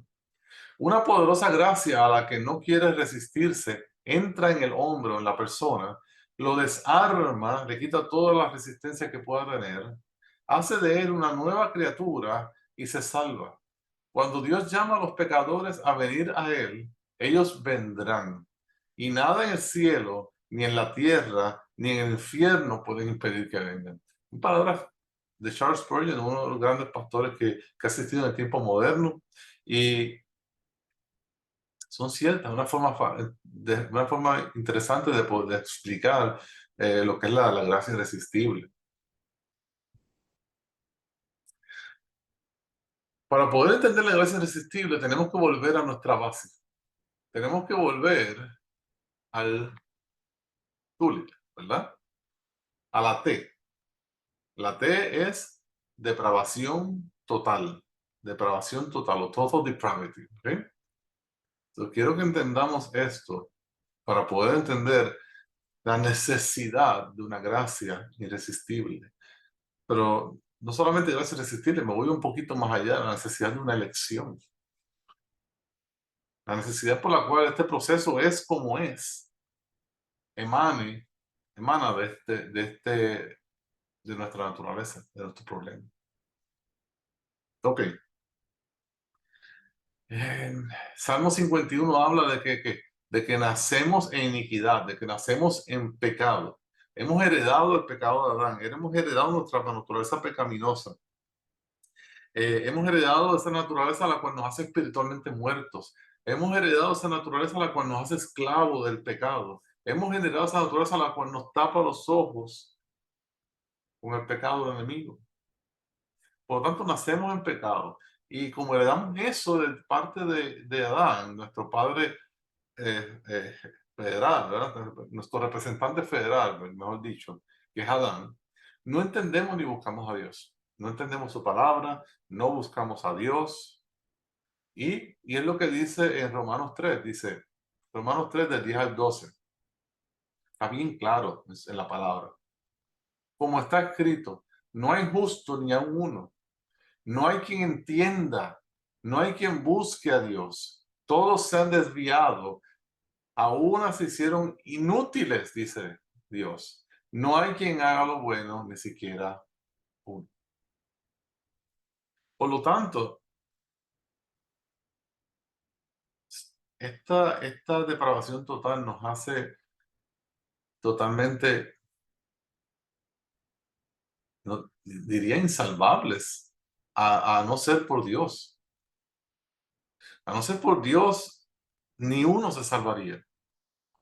Pero Dios es bueno, santo y misericordioso. Y no solamente uno se va a salvar, sino que millones y millones y millones de personas van a ser salvas. ¿Cómo yo sé eso? Si lees Apocalipsis al final, el último libro de la Biblia, ¿qué te va a decir? Que Juan vio gente de toda lengua, tribu y nación en el cielo, alabando y glorificando a Dios. Eso es buenas noticias. Dice que estamos muertos en nuestros pecados, muertos espiritualmente hablando. El hombre, dice que el hombre natural no acepta lo espiritual. Lee la palabra, no la entiende. Le recibe el evangelio, esto es tontería. No podemos agradar a Dios. No podemos agradar a Dios. Por eso es que la palabra dice en Juan 6:44 que nadie puede venir a mí pero si no lo trae el Padre que me envió, y yo lo resucitaré al tercer día. Cristo lo dice bien claramente. No hace falta mucha interpretación. Nadie puede venir a mí si no lo trae el Padre que me envió. Y entonces yo lo resucitaré al final del día, el día final, el día de Cristo. So, la depravación total del ser humano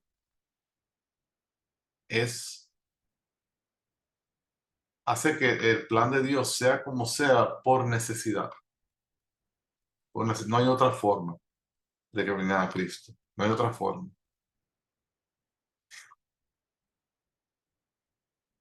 Entonces, el llamado efectivo, esta gracia irresistible, me gusta este ejemplo del Evangelio de Juan 6:44 que dice, nadie puede venir a mí si no lo trae el Padre que me envió, y yo lo resucitaré el día final. ¿Qué es lo interesante de este versículo? Eso que está subrayado ahí que dice, lo trae. Lo trae. Esa es la palabra griego que ven ahí en sus pantallas, elko o helko. No, yo no hablo griego, pero esa es la palabra griego que se traduce como lo trae. Y significa arrastrar, literal o figurativamente, significa alar, sacar. Esa palabra es la misma que se utiliza cuando hay un pozo de agua y quieres buscar una cubeta y alar y sacar agua. No viene por sí sola. de hecho se resiste, no quisiera regresar al agua. De igual manera, nosotros así venimos a Dios. Nos resistimos, quisiéramos quedarnos en la oscuridad comoditos, sin que nos expongan nuestro pecado, pero no es así. Entonces, en Hechos 16, Dios utiliza la misma palabra en este sentido, ¿no? Para decir, para que cuando Pablo y Sila los iban a traer a la justicia, dice, los arrastraron hasta la plaza antes de las autoridades. Es la misma palabra, no hay, no hay otra palabra, ¿no? El ser humano no quiere buscar a Dios, no le interesa a Dios. Dios tiene que hacer un milagro en la vida del ser humano, que es ese llamado efectivo, esa gracia irresistible para, para traernos a Él, porque no queremos estar con Él. Nos escondemos de Él, le rechazamos, pero en Cristo todo se transforma. Viene vida eterna, viene vida nueva, viene un deseo de servirle, viene un deseo de alabarle, viene un deseo de glorificarle, viene un deseo de vivir una vida santa como Él es santo.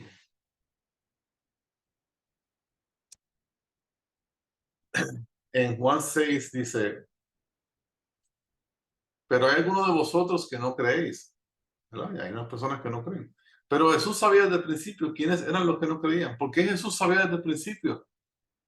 Porque no estaban escogidos por el Padre. Dios escogió unos para salvación y unos para reprobación. ¿Y quién era el que le iba a traicionar? Judas, ¿no? Lo traicionó.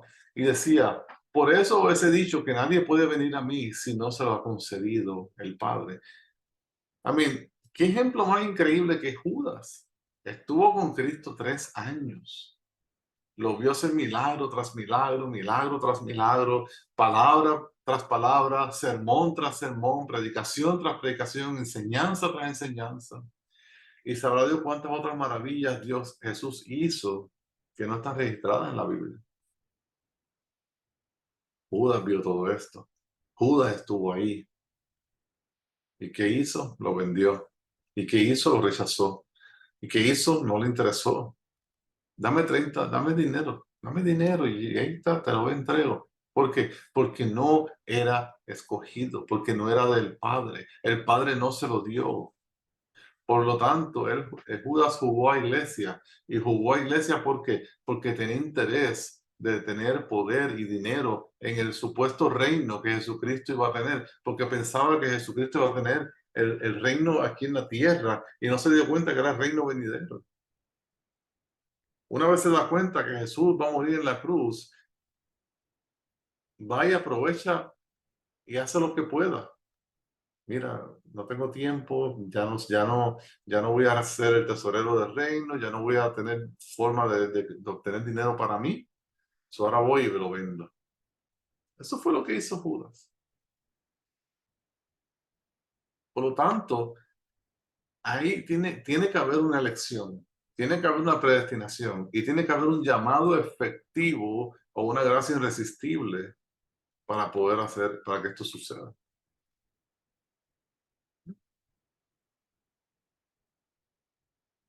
Ahora bien, en estos últimos slides que me quedan, quiero hablar sobre la regeneración. Ya vimos que somos escogidos, que somos conocidos, que somos predestinados, que somos llamados. Pero en ese proceso de llamarnos, sucede algo.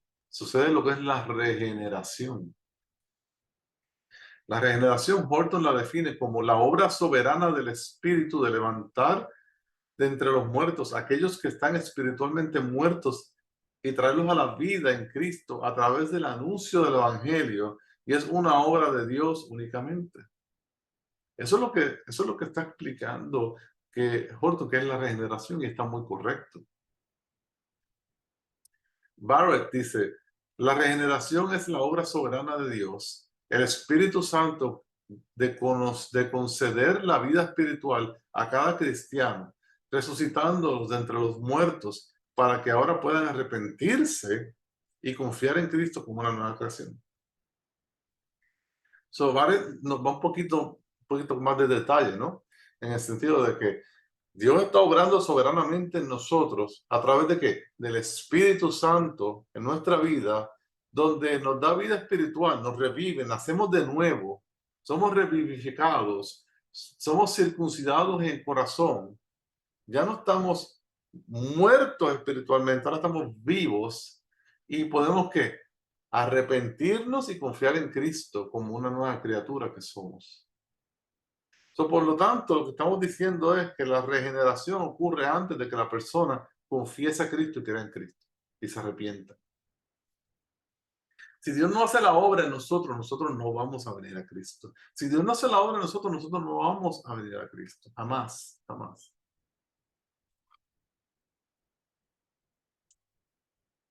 La regeneración es una obra soberana del Espíritu. Juan 3:5 dice, en verdad te digo, que el que no nace de agua y de espíritu no puede entrar en el reino de Dios. Es tan sencillo como eso. Tiene que haber una regeneración, tiene que haber un nacimiento de nuevo. En Ezequiel dice, entonces os rociaré con agua limpia y quedaréis limpios. De todas vuestras inmundicias, de todos vuestros ídolos os limpiaré. Además os daré un corazón nuevo y pondré un espíritu nuevo dentro de vosotros. Quitaré de vuestra carne el corazón de piedra y os daré un corazón de carne. Pondré dentro de vosotros mi espíritu y haré que andáis en mis estatutos y que cumpláis cuidadosamente mis ordenanzas. Esto es exactamente lo que sucede cuando viene el proceso de regeneración. ¿Por qué ya no caminamos en pecado y si no caminamos en justicia? Porque Cristo dice, Dios dice que Él hará que camine en sus estatutos y en justicia. Por eso es que Pablo dice, soy esclavo del pecado, de Cristo. Ya no soy esclavo del pecado, ahora soy esclavo de Cristo. Soy un siervo de Jesucristo. Mi voluntad no es mi voluntad, ahora es Cristo que vive en mí y yo hago la voluntad de Dios. Pero aquí lo estamos viendo de una forma espiritual. Cómo es que Dios lava, limpia, sana, santifica, regenera y hace que hagamos cosas buenas. La regeneración no es obra del hombre, ¿verdad? La regeneración no es obra del hombre, es obra del Espíritu, es obra de Dios. Dice, pero Dios, en Efesios 2:4-5 dice, pero Dios, que es rico en misericordia, por causa del gran amor con que nos amó, aun cuando estábamos muertos en nuestros delitos, nos dio vida justamente con Cristo. Por gracia había sido salvo. ¿Qué hizo Dios? Me dio vida aun cuando yo estaba muerto. La regeneración ocurre cuando yo estoy muerto. Él me escoge cuando yo estoy muerto. Él me da vida cuando yo estoy muerto. Y cuando yo estoy vivo, entonces, ¿qué hago? Creo, me arrepiento, vivo para Dios. Por eso es que la regeneración precede la fe. La regeneración precede la fe. Santiago dice, en el ejercicio de su voluntad, Dios nos hizo nacer por la palabra de verdad para que fuéramos las primicias de su criatura. Ya estamos viendo que el ejercicio de la voluntad de Dios por su voluntad nos hace nacer a través de la palabra. Okay. Número uno. Número dos, en primera de Pedro dice, bendito sea el Dios y Padre de nuestro Señor Jesucristo, quien según su gran misericordia nos ha hecho nacer de nuevo para una esperanza viva mediante la resurrección de Jesucristo de entre los muertos. Nos da la palabra y nos hace nacer de nuevo para tener esperanza viva en Jesucristo. Okay. Primera Juan 5:1 dice, todo aquel que cree en Jesús, que Jesús es el Cristo, es nacido de Dios. No es que va a nacer, no es que entonces va a nacer, es que ya es nacido de Dios, pasado. Y todo aquel que ama al Padre, ama al que ha nacido de Él. ¿Okay? La regeneración tiene que preceder a la fe. Si yo estoy espiritualmente muerto y no busco a Dios, ¿cómo puedo creer en Dios? Pero Dios, ¿qué hace? Nos vivifica en el espíritu, nos lava, nos regenera, ¿verdad? Somos nacidos de Dios, somos nacidos de nuevo. ¿Para qué?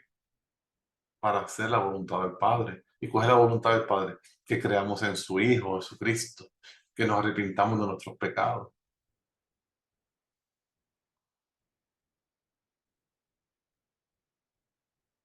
Entonces, podemos hablar de regeneración en tres sentidos.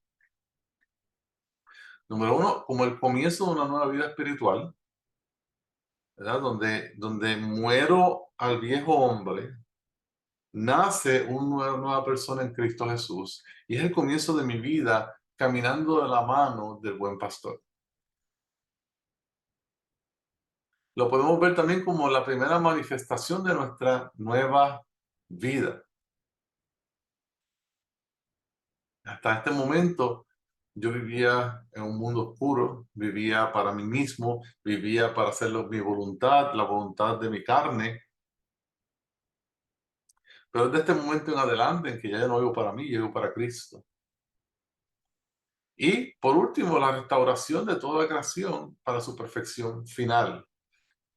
Quiero leer este versículo, dice, Jesús les dijo, en verdad os digo que vosotros que me habéis seguido en la generación, cuando el Hijo del Hombre se siente en el trono de su gloria, os sentaréis también sobre los 12 tronos para juzgar a las 2 tribus de Israel. Toda esta restauración, toda esta regeneración va a ser culminada cuando venga Dios en su trono, en su gloria, a enjuiciar la tierra, a rescatar lo suyo y a establecer su reino. Hay un comienzo de una vida espiritual, hay una manifestación de la nueva vida y al final todo va a ser restaurado a su perfección. Y vamos a ver la culminación de lo que Dios comenzó.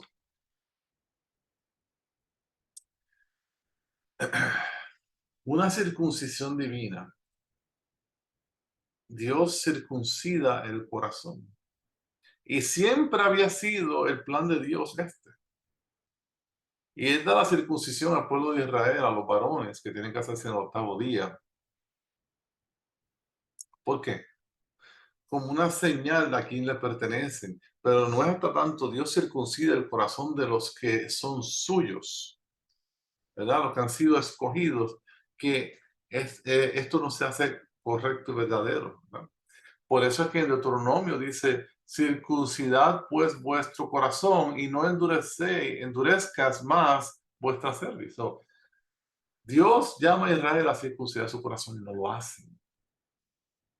No lo hacen. Entonces, dice que somos incapaces, pero Dios promete hacerlo por nosotros. Voy a Deuteronomio 30. Dice, además el Señor tu Dios circuncidará tu corazón y el corazón de tus descendientes para que ames al Señor tu Dios con todo tu corazón y con toda tu alma a fin que vivas. El mandato era circuncida tu corazón. Ten fe, misericordia, gracia. No, no lo hicieron. Dios lo hace. Dios lo hace. Dice, ese nuevo corazón, dice, el nuevo corazón es una de las promesas del nuevo pacto. Pero las vemos desde el viejo pacto, ¿no? Y el Espíritu Santo hace esa obra en nuestro corazón. En Romanos 22, 28, 29 dice, porque no es judío el que lo es exteriormente, en otras palabras, el que tiene una circuncisión en su carne, ¿verdad? Los varones. Pablo está diciendo, esas personas no son judíos de verdad. Dice, ni la circuncisión externa en la carne, sino que es judío el que lo es interiormente y la circuncisión es la del corazón, porque por medio del espíritu, no por letra, no por palabras, ¿verdad? Para la alabanza del cual perdón, no por letra, la alabanza del cual no procede de los hombres, sino de Dios. Somos regenerado, nuestro corazón es circuncidado para alabanza de quién? De Dios, para alabanza de Dios. Amén.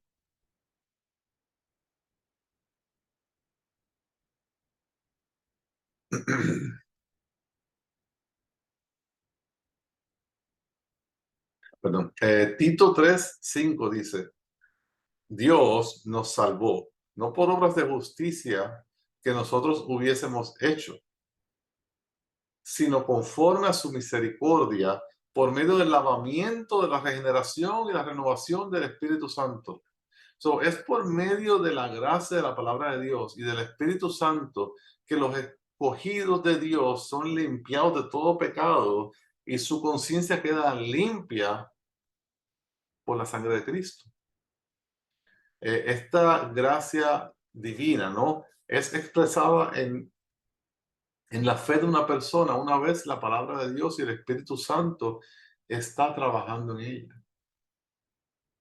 Y volvemos a lo mismo, ¿no? Es la idea de que somos revivificados, somos vueltos a la vida espiritual, aun cuando éramos pecadores.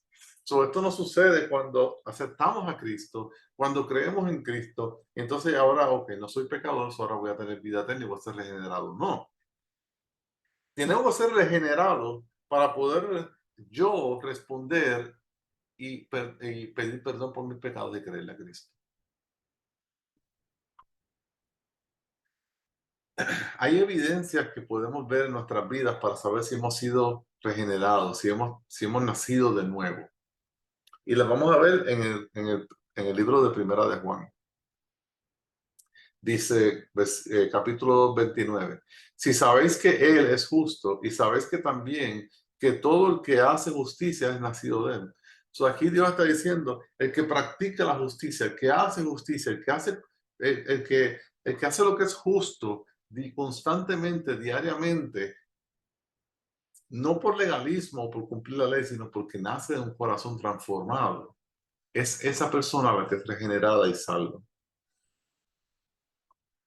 También vemos que dice, ninguno que es nacido de Dios practica el pecado, porque la simiente de Dios permanece en él y no puede pecar porque es nacido de Dios.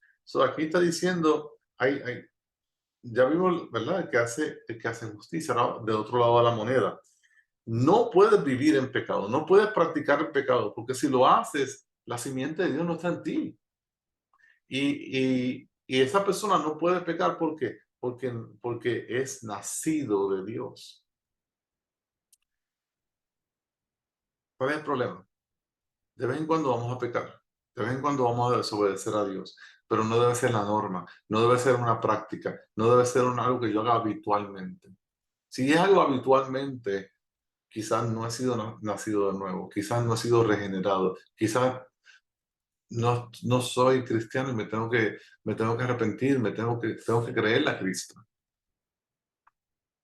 Primera Juan 4:7 dice, amados, amémonos unos a otros porque el amor es de Dios, el amor es de Dios. Y todo el que ama es nacido de Dios y conoce a Dios. ¿Qué Dios nos está diciendo? Yo traigo un pueblo que no era pueblo. Yo traigo gente de toda la tierra, lengua y nación, y los uno en Cristo. Y van a haber muchas diferencias desde un punto de vista carnal, ¿no? Físico. ¿Pero qué? Pero nos amamos porque tenemos algo en común. Tenemos a Cristo en común. Tenemos a Cristo en común. Somos hijos de Dios Altísimo. Éramos todos pecadores y ahora somos todos redimidos. Somos hermanas y hermanos que viviremos juntos glorificando a nuestro Dios por siempre y para siempre. Dice, todo aquel que cree que Jesús es el Cristo es nacido de Dios y todo aquel que ama al Padre ama al que ha nacido de él. ¿Qué evidencia? Evidencia de que si somos nacidos de Dios, pues vamos a ¿qué? A creerle a Dios. Vamos a amar a Dios. Vamos a amar al Padre. Vamos a amar al Espíritu Santo. Primera Juan 5:14 dice, Porque todo lo que es nacido de Dios vence al mundo. Y esta es la victoria que ha vencido, y esta es la victoria que ha vencido al mundo, nuestra fe. Por eso es que Dios va a perseverar nuestra fe hasta el final de los tiempos. Por eso es que Dios va a perseverarnos en Él y va a aguantar nuestra fe para que lleguemos al final.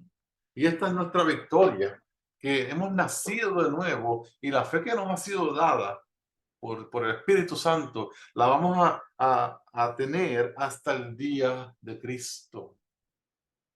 Y es en ese día de Cristo que no nos va a hacer más falta porque ya estaremos con Él cara a cara. Todo lo que es nacido de Dios vence al mundo. ¿Por qué? Porque somos vencedores, porque estamos en Cristo Jesús. Él, ¿qué hizo? Venció y por lo tanto nosotros también somos más que vencedores. Además vencemos al mundo porque Dios nos ha dado todo lo que necesitamos para odiar las cosas del mundo, rechazar el mundo, odiar el pecado y vencer nuestras tentaciones. Y todo comienza con Dios regenerándonos, dándonos fe. Pukema dice, la regeneración es un cambio radical de la muerte espiritual a la vida espiritual, provocando en nosotros por el Espíritu Santo un cambio en el que nosotros completamente pasivos, en el que somos completamente pasivos. Este cambio implica una renovación interior de nuestra naturaleza. Es fruto de la gracia soberana de Dios y tiene lugar en unión con Cristo Jesús. Tiene que haber un cambio radical de nuestra vida, porque pasamos de la muerte a la vida, pasamos de la oscuridad a la luz, y es provocado en mí y en ti es por el Espíritu Santo. Es un cambio en que somos completamente pasivos, estamos espiritualmente muertos, no hacemos nada, no tenemos voluntad buena en nuestra vida. Este cambio hace que un cambio de naturaleza, un cambio en mi corazón que me une a Cristo, me une a Dios. Ese cambio incluye fe y arrepentimiento. Entonces, podremos explicar ahora cuál es el orden de la salvación, podemos explicar lo que es la elección incondicional de Dios, podremos explicar el llamado a eficaz y regeneración. Yo espero que sí lo puedan explicar junto conmigo, ¿ok? Vamos a empezar con lo que es el orden de la salvación. Siempre comienza con, ¿qué? La elección por el Padre. Esa elección por el Padre va a haber que una predestinación. Entonces, esa elección y esa predestinación van a llevar a qué? A un llamado interno y externo y una regeneración que va a suceder en nosotros para traernos vida espiritual, para darnos fe y arrepentimiento por el cual vamos a ser adoptados, justificados, santificados y perseverados. Y terminaremos en el último punto, que es que glorificación, cuerpo glorificado, no más muerte, no más enfermedad, no más vejez, no más dolores de cabeza, no más problemas. La elección incondicional. Vamos a resumirlo de esta forma. Debido a su santa voluntad, la voluntad del Padre, Dios escoge de toda humanidad un pueblo para su Hijo. Del presente, pasado y futuro, Él escoge gente de todos los pueblos para su Hijo. No por nada que seamos o hagamos, pero por pura gracia y misericordia.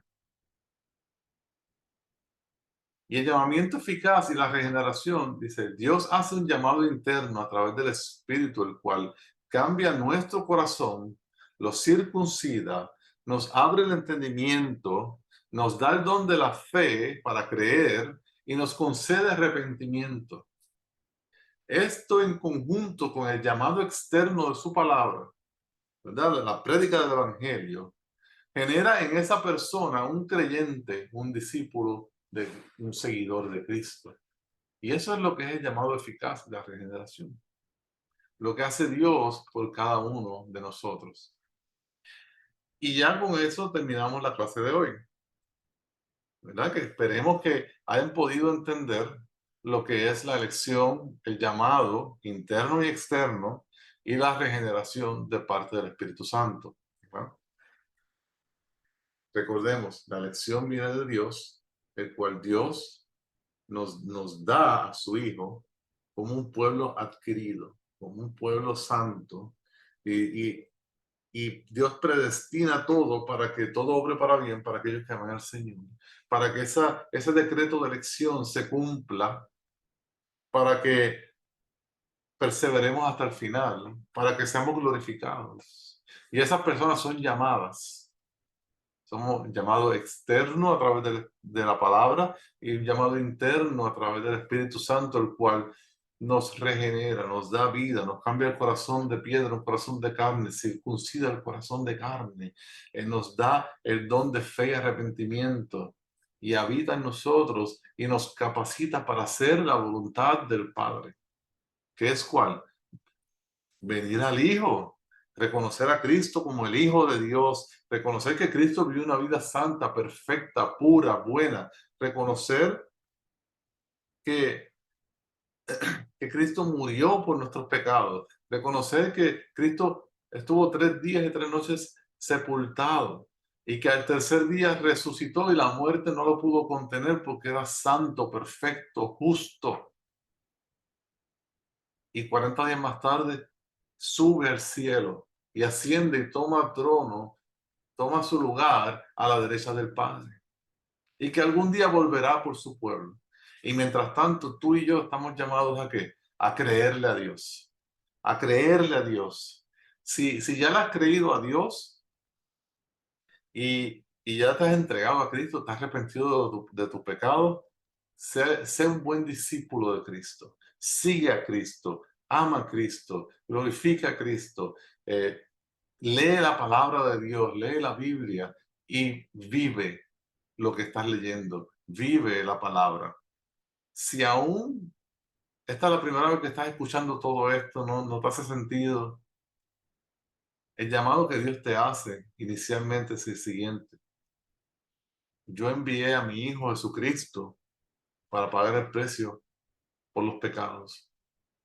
Tú has quebrantado la ley, has desobedecido a Dios y por lo tanto eres culpable delante del trono de Dios. Eres culpable y si te pararas frente a Cristo en el juicio del trono blanco y abriesen los libros de tu vida, vas a tener que pagar por cada uno de esos pecados de desobediencia que le hiciste en contra de Dios.